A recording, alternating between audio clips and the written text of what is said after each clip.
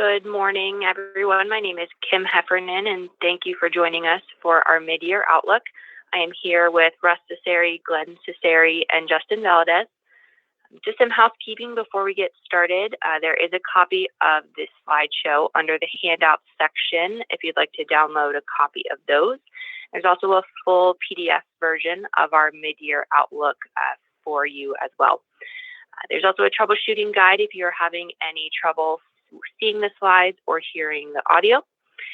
So we are going to go through the slides and then open up to questions after that. So questions can either be emailed throughout the presentation to Glenn. His email address is in the chat box.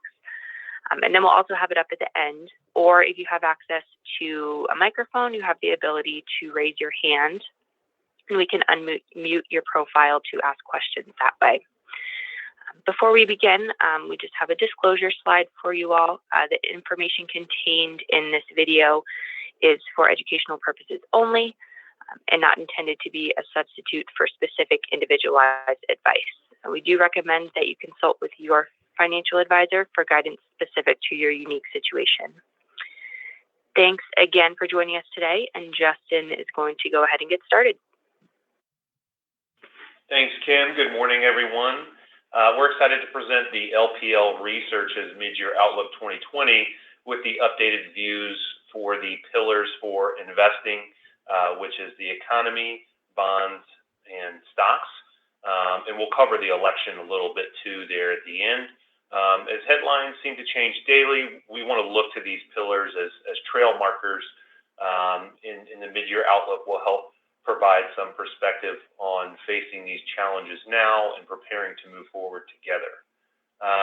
We're slightly past the midpoint of 2020, although it feels like it's been a few years since we've done the beginning year outlook in January. It's been an extremely challenging year so far in the U.S. and around the globe with the pandemic that continues to impact everyone, our communities, and our economies. Together, we're looking forward for new ways to face these challenges and how we can prepare for better times. We've been impressed so far with the resiliency and accelerated innovation among large and small U.S. businesses, efforts by national, state, and local government to support communities with the pandemic, and most of all, the dedication and unprecedented cooperation with frontline health professionals, medical researchers, and everyday people to help guide us through the crisis. So we're going to start off here with the economy. We're going to take a closer look at the economy, stock market, and bond market together. Then we'll take a look at the election, as I said before. We'll begin with the economy. Much of the real-time economic data we've been following, such as transportation, activity, home sales, jobless claims, is showing tangible evidence that economic activity, while still depressed, has begun to make a comeback. And this slide goes over GDP in recent years, and we can see there in the first quarter of this year how the pandemic has started to affect GDP. So officially, the U.S. entered a recession in March of 2020 per the National Bureau of Economic Research as a result of the lockdowns and business closures to contain COVID-19 after GDP contracted by 5% during the first quarter of 2020. And that's on an annualized basis.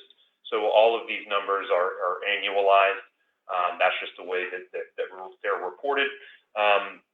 There is consensus by Bloomberg that the second quarter is calling for a mind-boggling 34.5% contraction. And that is on an annualized basis, as this chart shows.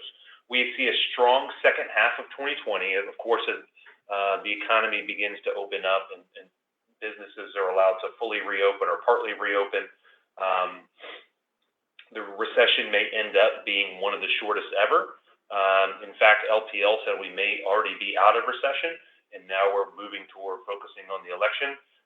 The resulting recovery is unlikely to be strong enough to get back to the economic activity of 2019 levels by the end of this year, and will likely take some time because the economy was so strong before this to get back to those levels in 2019. We could go to the next slide. So this is LPL's outlook on growth, real GDP growth for this year, and they kind of make a few different cases, the base case, a bear case, and a bull case, and we compare that to 2019. Now, real GDP growth accounts for inflation, so the numbers are reflecting inflation. The trajectory of the economic rebound remains uncertain, but the base on the depth of the contraction and multi-stage recovery, our GDP forecast calls for a sizable contraction in 2020. As you can see, the base case is -3 to -5%. Second half growth headwinds may linger well into 2021, suggesting a swoosh-shaped recovery or a Nike check. A quick sharp decline after a small snapback and gradual recovery over the next 12 to 18 months.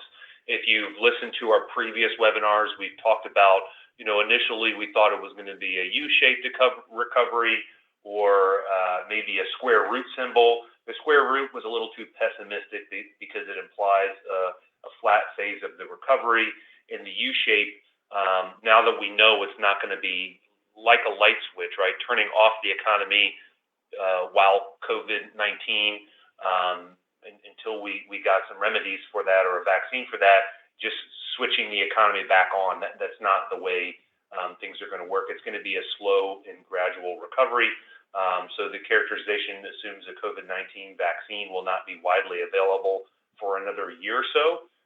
Verifiable progress on an earlier arrival could help sustain momentum and initial rebound and move the economy closer to a V-shaped recovery, which that would be closer to the bull case, right? So we get good news out about vaccines. I know we're expecting some announcements this fall, and then when are they able to be mass produced and widely available to the public? That's one thing markets and our GDP are kind of riding on, and if it happens earlier than expected, that would make sense for a bull case, about as expected, the base case. And then if it takes longer, or if they're not able to find a vaccine for some time, that would be the bear case. We do like, as in previous webinars, we do like U.S. Over other international countries. We still do like emerging markets somewhat, and I think Glenn's going to cover a little bit of this, and developed international is going to continue to struggle. So with that, I'll hand things over to Glenn, who's going to cover stocks. All right. Thank you, Justin. So turning to the stock market, we've seen stocks are already pricing in a very steady economic recovery beyond 2020. And that might be supported if we receive breakthrough treatment by the end of, to end this pandemic. Now, however, the optimism we've seen reflected in the S&P 500 so far may limit the size of the gains we see over the rest of the year. And so, we temper the enthusiasm, but with that, that's kind of that is our. We have been surprised on the snapback at how strong the recovery in the markets have been, but clearly our country continues to wrestle. Certain parts of our country especially continue to wrestle with the pandemic, and we're seeing different hotspots creep up. We've reported on this in previous webinars. But, given that, we've had a lot of questions during the webinars that we've given on volatility and, how do we compare this pandemic against other recessions, because it's so different. And so what we'll look at is, this is how we compare it. Our expectations for a gradual economic recovery in the second half of 2020 appear to be a little bit in conflict with the S&P 500's rapid ascent over the past, 12 weeks from March to June. On one hand, the gains appear appropriate based on the likelihood that this recession, officially declared on June 8th, may be the shortest ever, maybe the shortest in U.S. history. Now aided by the massive stimulus response by policymakers and initial progress toward the vaccine. Now, the stimulus response, there's and I'm not trying to get into politics too much on this, But I will say there was a coordinated response that was much quicker, much more impactful. And so although, we seem to struggle with bipartisan, approach to things in DC, but the stimulus came more quickly and was more significant than we saw in the 2008 recession. So that helped. Us, with markets. Now, on the other hand, with the risk of a second wave of COVID-19, particularly in southern and western states, we've seen an increase in infections and hospitalizations. In addition, some of the 20 million jobs lost in March and April time period, as reported by the Department of Labor, those will absolutely take a while to come back due to social distancing and the constraints and the potential for lasting change in consumer behavior. So, anytime the markets are perturbed the way they are, we're now talking about a new normal. There's a lot of question marks on what happens to, commercial and retail space. How I'm sure consumers will go back to it to some degree, but forever, we believe consumer and frankly professional behavior will be forever changed. That will present opportunities for some companies, and that will present real challenges for other companies. So being picky about what we choose and where we go and why, I think will be particularly important for the portfolios over the next few months to the next few years.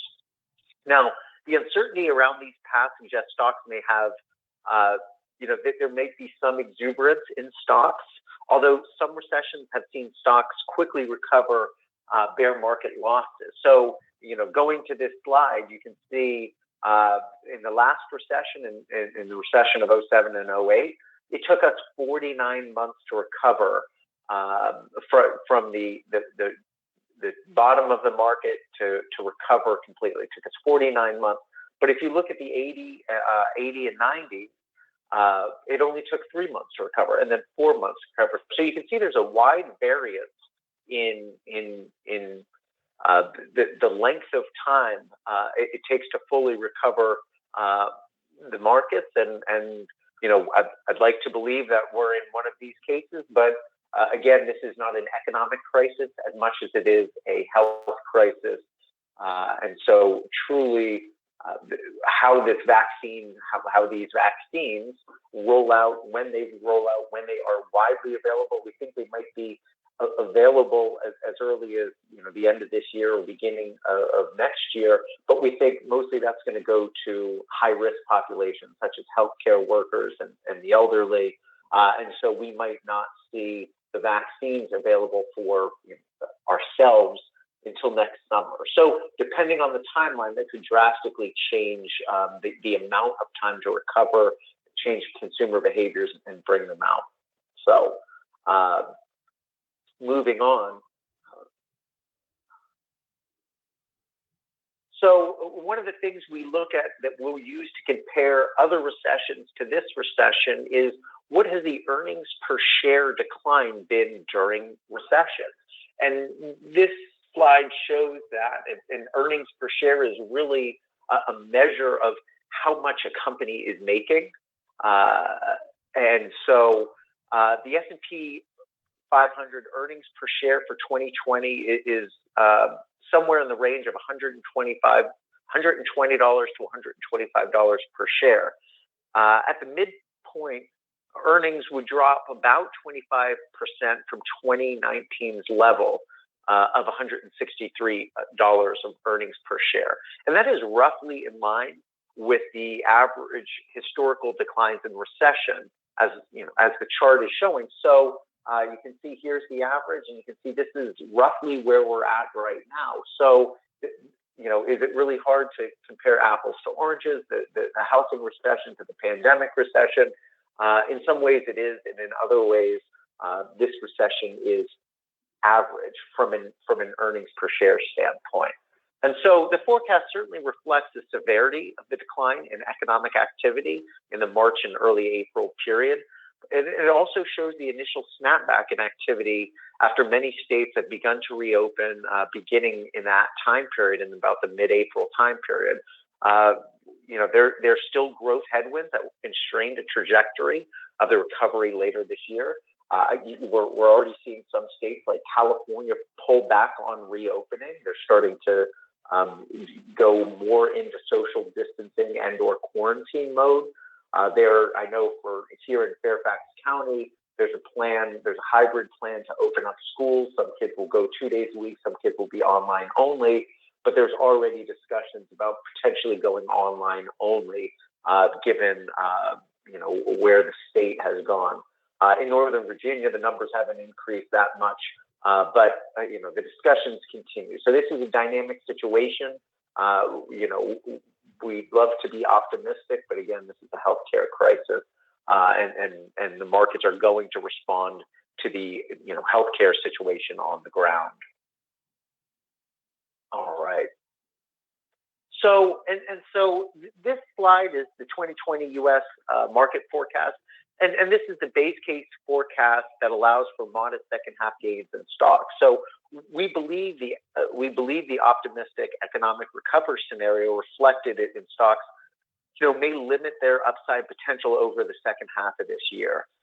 Our year-end target range is, LPL's year-end target range for the S&P 500 is somewhere in the 3,250 to 3,300, and just as a markets ended yesterday around the 3,200 standpoint, but futures are way up today. So again, we're cautiously optimistic, but the markets have come pretty far, pretty fast. So based on the PE ratio of slightly below 20, a normalized earnings figure of $165 per share, as you can see here, this is our base case. Or this is LPL's base case. We're going to be normalizing that against other projections, and Russ is going to speak at the end of this presentation to talk more about other things out there, other places and other things we're seeing. But an annual earnings run rate like that may not be achievable until sometime in 2021. But with interest rates so low and the possibility of COVID-19 vaccine, we're comfortable using a longer-term earnings target to value stocks here. All right. With that, I'm going to turn over the bond market perspective or the fixed income perspective to Kim. Kim? Thanks, Glenn. So the overall outlook here for the bond markets is modestly rising, but depressed yields may leave investors with little return from bonds. So as he just mentioned, we expect interest rates to remain at these historically low levels for the time being. LPL's year-end base case forecast for the 10-year Treasury yield is between 1 and 1.5%. So this is about double where we are today. And this would be the lowest level to end a year on record if that were to be realized at the end of 2020. So bonds have been great over the past few decades, but it is going to be a difficult environment moving forward. So rising Treasury yields, which are coming our way eventually, contribute to bond prices falling. This can be offset by interest income that most bonds provide. But what this chart is showing is that this income is decreasing. So this line is the income component of the Bloomberg Barclays U.S. Aggregate Bond Index. It's the percentage coupon return, showing that from 1985 to 2020, interest income is reaching historically low levels. And this is supporting the expectation that this index, their returns is probably going to be near flat for the rest of 2020. So there is some risk of losses, but it would take a lot to erase the gains from the first half of this year. And with LPL's expectation through the end of 2020, they don't see this as very likely. So we can go to the next slide. And getting into rate hikes a little bit, the Fed is unlikely to hike or cut rates through 2020 and maybe not even in 2021. Even if the economic recovery is better than their baseline expectations. So Bloomberg surveyed economists on the timing of the Fed's rate hikes, and less than 50% forecast a hike before the end of 2022, with the majority thinking more like the end of 2023 at 69%. So LPL expects the Fed to remain accommodative for some time. With inflation low, this should minimize their concerns that they need to raise rates to keep inflation under control or anything like that. So as we do transition into a rising interest rate environment, we want to have less interest rate sensitivity in our bond positions. So mortgage-backed securities are one way to do that, but also as economic recovery continues, we anticipate investment-grade corporate bonds to perform better than treasuries. So companies are managing this relatively well here, and the technical data that LPL has gathered between corporate bonds relative to treasuries are sending positive signals to support that.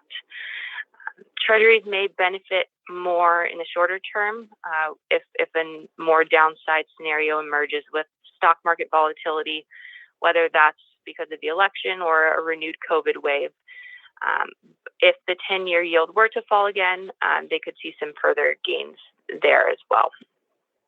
So now I will pass it back to Glenn to go through a little bit more about the election. All right, thank you, Kim.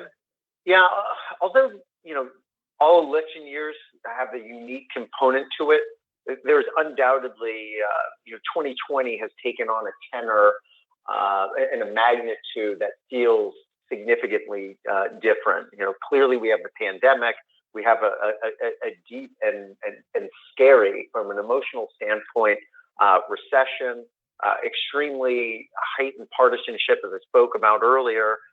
There's obviously the mail-in ballot controversy. How are we going to vote with, social distancing happening? The current administration has been significantly more unpredictable than other administrations in the past. And finally, some of both of our candidates, the primary candidates, are the oldest they've ever been.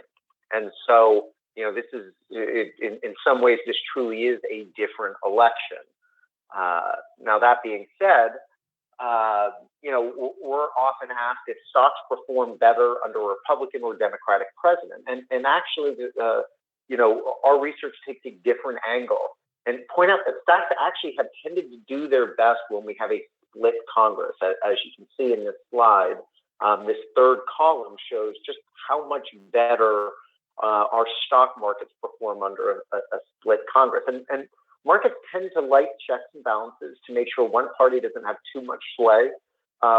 When Republicans have controlled both chambers in D.C., on average, the S&P 500 has gained 13.4% per year, and GDP has grown 3%.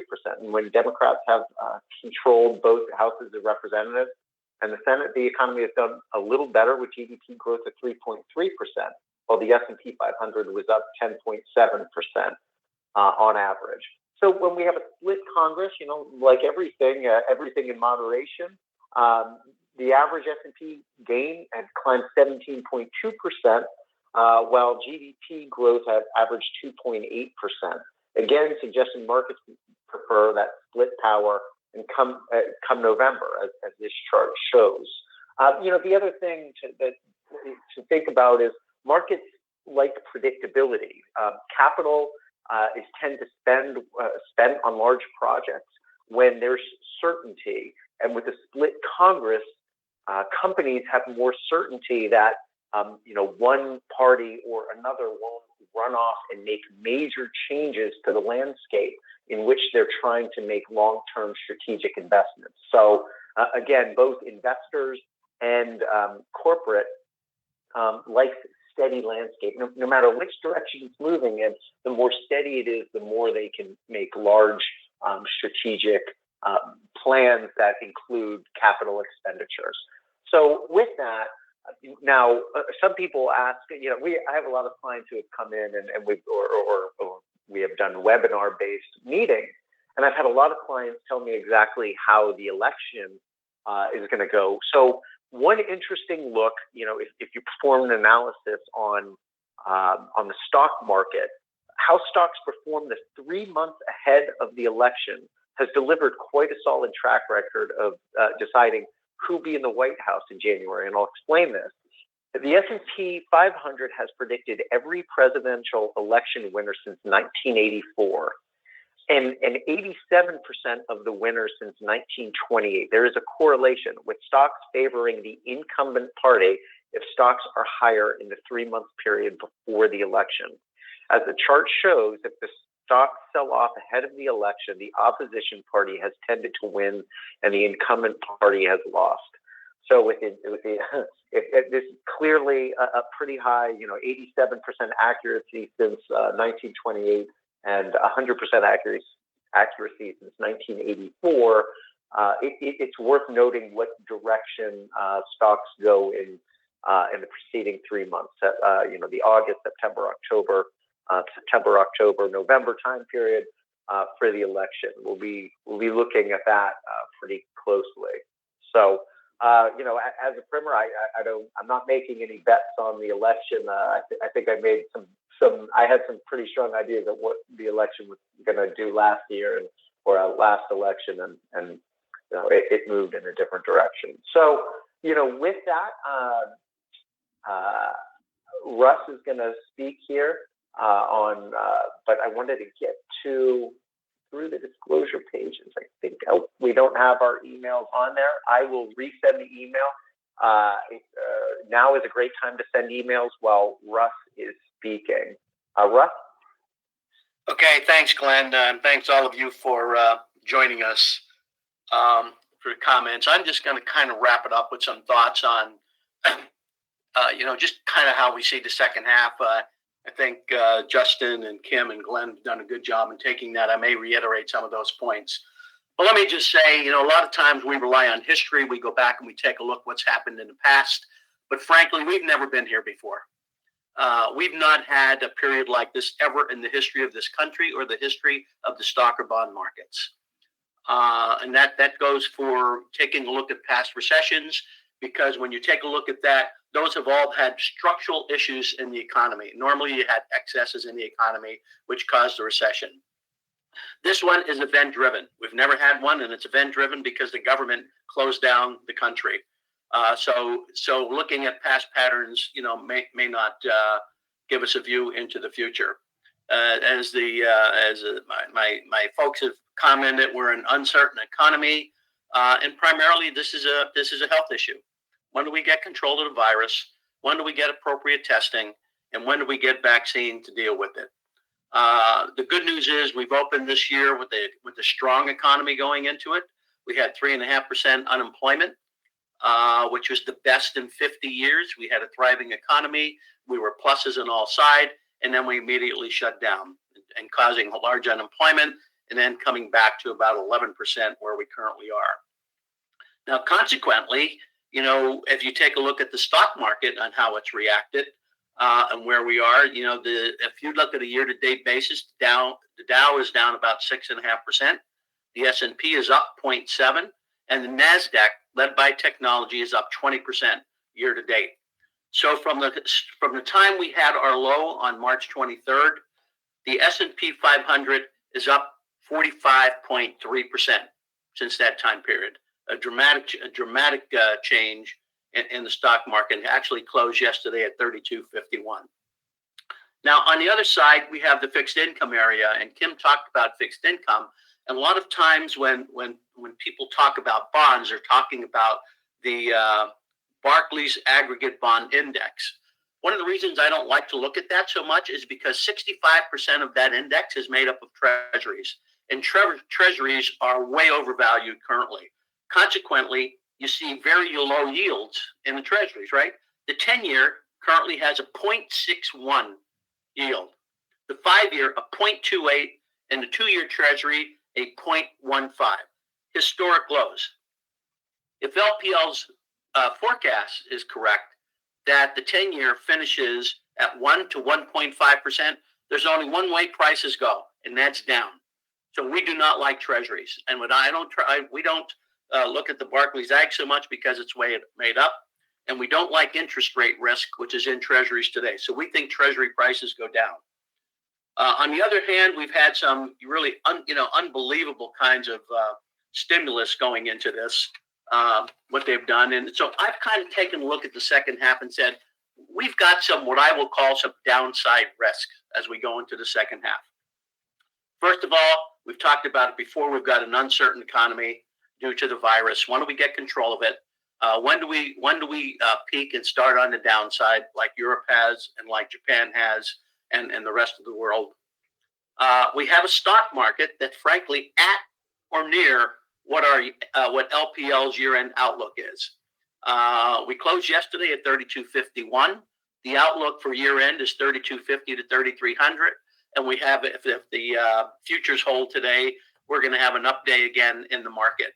And so the 32.50 to 3300 again is dependent on what happens with the virus. Our expectation is that we finish the year at a high unemployment rate, probably somewhere in the 9 to 11% range. And then, of course, we have the election. And this is going to be an election like no other that we've had before, because we've never had the kind of issues that we're dealing with today. And so those are some of the uncertainties that I see that are some downside risk. Now, what's the upside part of going into the second half? First of all, we see an economy that's going to be recovering. If we don't have a huge second surge of this virus, you'll see the economy open more. You'll see unemployment come down some, but not anywhere near where we entered the year. And so, because we went into this with a strong economy, we think we can recover faster. Second, we've had government stimulus. From a government standpoint, from a fiscal policy, we put $3 trillion bill to put money into the economy to keep it going, to get people to the other side of this thing. Well, most people don't realize 1.4 trillion is not out there yet. Only 1.6 trillion of the 3 trillion is out there. Another 1.4 trillion to come. In addition to that, they're in discussions, and if you're on the Democratic side, they want another 3 trillion, and the Republicans want $1 trillion. I don't know where that ends up. It's probably north of 1, but it doesn't get close to $3 trillion that's out there for more money. Now, that's helicopter money, and that money has to land somewhere. And normally, when these things have happened, it tends to go to risk assets. And the reason it goes to risk assets, like stocks and bonds, is because they have a better return in cash. There's no return in cash, and there's not going to be any return in cash for 2.5 years because we have an accommodative Fed. And the Federal Reserve said that they're going to keep interest rates low. In fact, his exact words by the chairman, Chairman Powell, said they're not even thinking of taking interest rates up till the beginning of 2023. So the next 2.5 years, there's going to be no money in cash. Just go take a look at what you're getting in your money market account, your savings account, CDs, etc. So they're going to be accommodative to keep money in the economy and keep enough liquidity out there. In addition to that, they're also buying $80 billion worth of bonds on a monthly basis. And they're buying corporate debt, municipal debt, mortgage-backed securities to keep liquidity out there. Now, even though we talk about the yields on bonds are low, and as Kim mentioned in her comments, we do like some of the bond market. We do like the credit side, not the interest side. We do like corporates. We like higher quality corporates. We like intermediate term in duration. Right now, we're getting 3.5% to 4% yield on those bonds. And some of the munis, on the high yield munis, we're getting 5% yield on those bonds. So we think as we go into this uncertainty, those are an attractive place to land and to put some money in order to get a reasonable return. In addition to that, you've got the EU now talking about a stimulus package. And they're talking about putting $2 trillion out there in the European Union. Now, of course, you got to get 27 people to agree to do that. And I don't know, they're not very good at that, but they're in consultation on that. And you have the battle between the North and the South, meaning Sweden and Denmark and Finland and Austria and so forth doesn't want to support the South, which is Spain, Italy, and Greece. And although Spain, Italy, and Greece is a great place to visit, they don't have very good governments and they don't manage money very well. So you have a lot of things that are going on in the marketplace to put stimulus out there. You have low interest rates. For example, on a 30-year mortgage, you can get anywhere from 3 to 2.9% 30-year mortgage. On a 15-year, you can get somewhere in a 2.7. So what you're seeing is a lot of refinancing going on, and housing has been very supportive. Houses are flying off the market. It seems to. I've had several people in the last month where they've sold their house within a week because of the accommodative interest rates that are out there. And people are refinancing their mortgages, so you're going to see more liquidity come in there because they're going to have lower mortgage payments. So we're going to have an interesting second half. There's a lot of uncertainty. We think there's some opportunity. We just need to be cautious to put the money where it's attractive, where we can get some returns. Right now, as Justin mentioned, if we take a look at the stock market, we like large over small. We like domestic over international, and we like growth over value. In the three sectors that are driving this economy, if you take a look at the NASDAQ, it's companies that are in communication, technology, and healthcare. Should we get into a bull market, I don't know if we'll get there or not, but if we should, then consumer discretionary, financials, and industrials should do well also. So it's going to be an interesting 6 months. I think you're going to have to hold on to the saddle as we go through this. We're going to see volatility. You're going to see the markets react to stimulus packages or bad news on virus. You're going to have ups and downs, but we think in general it should be okay. And we're going to watch this every day. And we are watching the election very closely, and especially watching the Senate race to see what happens in the Senate. So with that, I will end the comments, and we can open it up for questions. All right, thank you, Russ. So there's two ways to ask questions. You can, as I put into the chat box, that you can send an email to my email, and we've had to change it from asking questions in the chat box for compliance reasons. Or you can raise your hand, and I can, from when I see your hand up, I'll unmute your mic, and you can ask your question here in this venue. So I see our first hand up. All right, Margaret Flannery, you are self-muted. You're gonna have to unmute yourself. Yes. Hello, this is Terry, not Margaret. And my question again has to do with when do you expect the stimulus packages to cease being issued? And when does the impact of the rising debt kick in? Russ, I'll go ahead and let you answer that question. Yeah, Terry, I think that I would think if they do pass this next stimulus package, that'll probably be it, because the first one was 17% of GDP. If you go back to 2008, the package they put out was 4% of GDP. So they issued one, it was 17%. They're looking to put some others out there. I think this may be the last one. Obviously, they're going to measure the economy. Does this get us to the other side, to keep people in money, to keep their houses, to keep businesses open, to keep people employed, and so forth? So I would think if this one passes, I don't think you'll see any more than that. So when does this impact us? I don't think it impacts us right away, but I think a couple of years down the road, we don't see inflation as an issue in the short term. I think inflation could be an issue in the longer term, and I think a couple of years out, we're gonna have to pay for this debt. We're gonna get increases in taxes, and we're gonna get other kinds of things that have to pay for this. But frankly, I think where we are now, they don't have a choice. When they shut this country down and they put people in a position that they did, they have to put money out there to keep them to the other side. But I think the impact will be a little bit more longer term versus short term. Okay. Thank you.